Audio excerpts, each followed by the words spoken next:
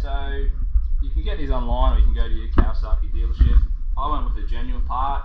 They do have aftermarket ones which are pretty good. It's up to you. They usually do come pre-oiled. You can always tell. They might tell you some shit in the shop, but you can see the oil on the plastic there.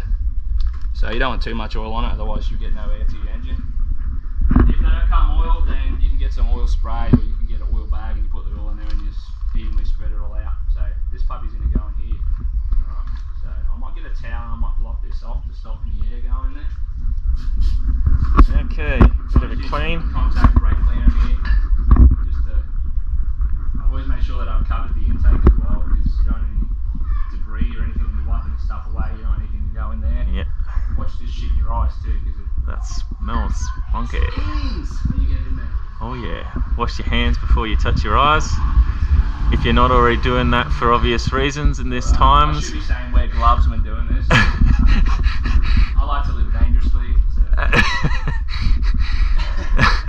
If you're riding a 110 Kawasaki, I think that speaks for itself. This thing has got some punch, which you would have seen in the video. So you can see, same shape there. Yeah, we keep everything green. Look, green hat, green bike, even green beer. Look at that. It's like it was thought through. Yeah. So Awesome. we can go in, pop the puppy in there, so you made sure that we've cleaned all out there, which is good and clean. Stick the new bad boy in there like so. Lovely. Lovely. She's in. Alright. Nice. Take that puppy out. Some of the shit there. This puppy goes back on. This way. That's it. So line up the bolts there, all the screws. Back there's the Phillips head. It's very easy. Like I recommend, like YouTube's great, which you'll find this video on. We're gonna do loads more service videos in the future, so we kind of want to spread that knowledge. So if you can keep servicing by yourself, you pass it on to your children, and you've learned yourself and your skill. And you save people money too. Most of these bikes are pretty easy to work with, unless you do a real bad breakdown. Children, on the other hand, I don't know how to service them, so mine are broke. Yeah. Who wants to tighten, and don't over tighten these ones, like you want them just like go till it doesn't turn anymore, then just give it like a little finger tight, otherwise when you go to take them off you're just stripping the thread. Yeah, same when you tighten them. Crack the plastic, you just screwed it in too bloody hard. Yeah. There we go. Alright, that one's in. Alright. Now we just chuck the plastic back on. Nice. Now the little trick for plastics, this is great on the KLX. Take off the fuel top. Take the fuel cap off, and Should you can just put it on the right slide it back on. Yeah, that'll be great. And it just slots straight back in. Look at that. Just like that. How cool is that? The nice thing is that lines up all these screws as well. See, there's a little screw in here. And what I do, like normally I like, it's dangerous when I've got kids around, but you'll see here there's like little bolts here. I'll take them off and I'll just put on the floor in line with where it went. That way I don't, I'm not going, oh, where the hell does this go? It's literally just that goes there, that goes there. Nice and easy. If you've got kids, it can be deadly. I think we'll be alright. So he's in there, see that one there? Yeah. Right there. And that one's at a funny angle as well. There. So these ones are straight, and that one goes in at a kind of a 45-degree angle, so that's This one here, cool. that's the screw. So they're all bolts, there's only one screw that goes in the top. Dude, you can't, don't over tight the top one, because when you try and put the bottoms in, yeah, you push it down too far. yeah. That's another tip. Alright, and never try and video with really loud kids in a garage. Okay, so we start back here again. We're going to go start the front here. 8mm. That angle that goes in on that one, that's worth noting. Like that. Yep. And these ones here, like, you kind of like, you do want them not too tight, but you want them like reasonably tight, because this stuff, like when your engine's shaking and you're riding around, it's vibrating. You can lose them. You're going to lose them. Yep, that's it. Yeah, and I figure I just lost one of those, and guess what? Went to Kawasaki, and they don't stock them. So you got to go to a bolt store and get them. That's another thing. It's handy to have spare bolts. Stock up on them. We made a track. Made a track.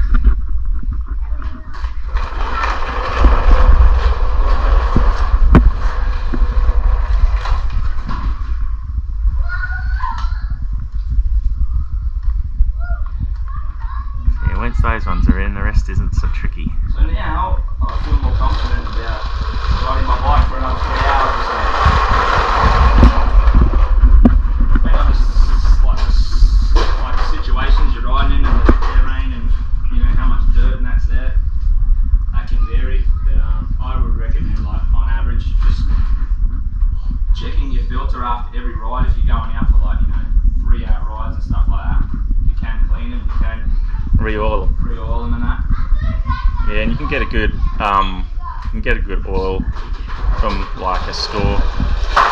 And I ordered one online recently, came in like 2 or 3 days, which is pretty cool. If you're in Australia, MX store. Yeah. Well, soon to be our shop, which is not too far away, which we'll keep you posted.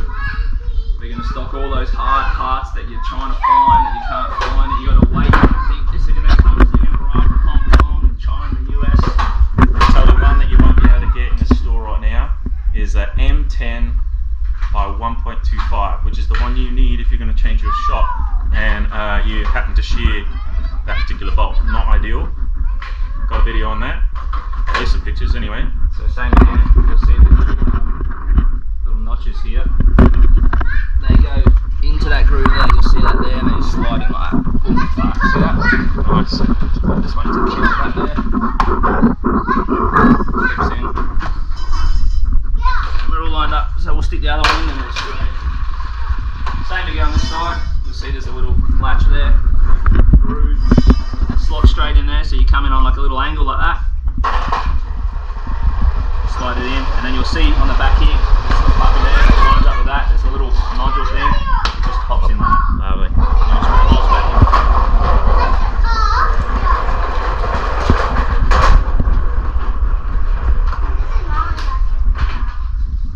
So again, sometimes you might slide it a little bit too far forward. Just move it back and it'll be sweet. Same again, reasonably tight. That washer. This little thing here, you won't have to go into this little socket here. It's like a little bit of Slides up, doesn't it? Slides up like that. That's it. Put a bit of pressure on it. Boom. And that slides down in between the plastics and the frame. Lines up there, so that these ones go back in. Like that. You see that the hole is exposed there. Alright, is it looking lined up nicely? It is. Looking good, looking sexy.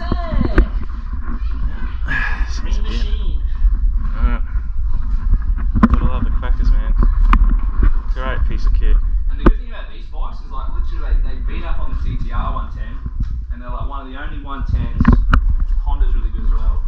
That can get thrashed to the absolute max, and they still hold up on the stock frame.